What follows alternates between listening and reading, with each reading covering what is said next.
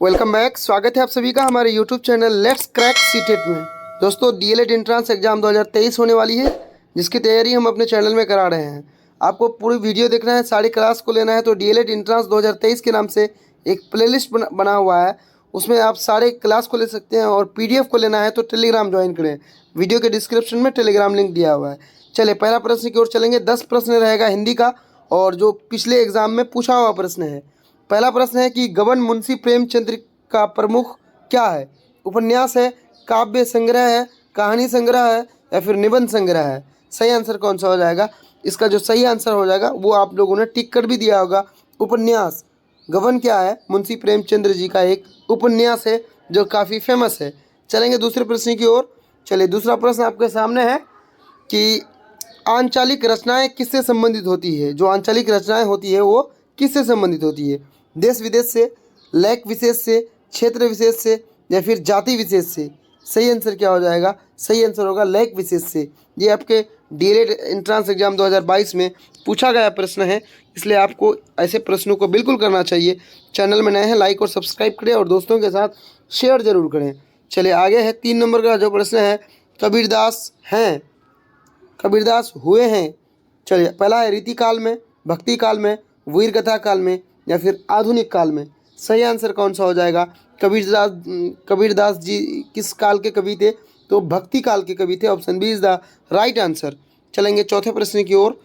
देखिए चौथा प्रश्न आपके सामने है, बहुत ही ईजी प्रश्न है। ये भी आपके डीएलएड एग्जाम 2022 में पूछा गया प्रश्न है कि रामचरितमानस की भाषा क्या है?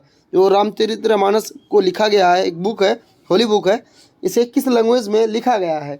सही आंसर क्या हो जाएगा? पहला है भोजपुरी, बी में है प्राकृत, तीस में है बुर्ज भाषा और डी में है अवधी भाषा।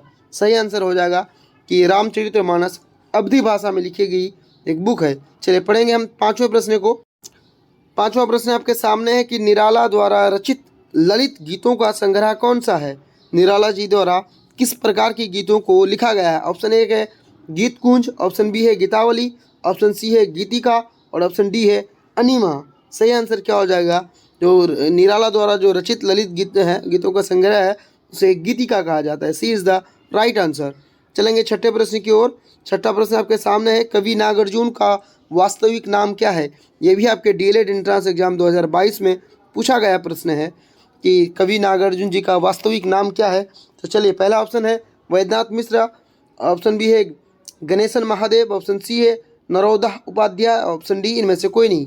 सही आंसर जो हो जाएगा ऑप्शन ए बिल्कुल सही है कि वैद्यनाथ मिश्रा होगा। यहाँ पर वैद्यनाथ मिश्रा इनका सही है और वास्तविक नाम था। देखिए एक और बात बता देते हैं कि डीएलएड एंट्रेंस एग्जाम जो 2022 जो हुआ है उसमें से हमने सारे प्रश्नों को हल किया, तो एक चीज़ हमने कॉमन देखा कि इनमें से नहीं, जिनमें भी है वो ऑप्शन गलत है। जहाँ भी इनमें से कोई नहीं आपको ऑप्शन देखिए उसको हटा देना है, क्योंकि वो आंसर किसी भी इसमें से सिर्फ में हमको नहीं मिला है अब तक। चलिए सातवां प्रश्न है, मित्र का नायक कौन है? चार ऑप्शन आपके सामने है, राम, कृष्ण, कर्ण या फिर महात्मा गांधी। मित्र का नायक कौन होगा? सही आंसर हो जाएगा Karna. Option C is the right answer. चलेंगे हम आठवें प्रश्न की ओर, और आठवां प्रश्न भी बहुत इजी प्रश्न है।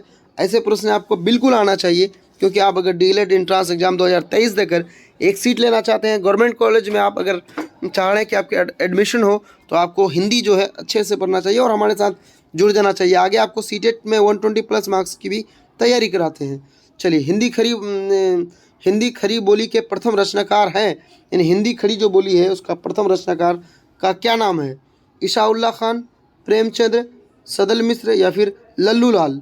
सही आंसर क्या होगा कि हिंदी खड़ी बोली के प्रथम रचनाकार का नाम लल्लू लाल था। Option D is the right answer. चलेंगे हम नौवें प्रश्न की ओर।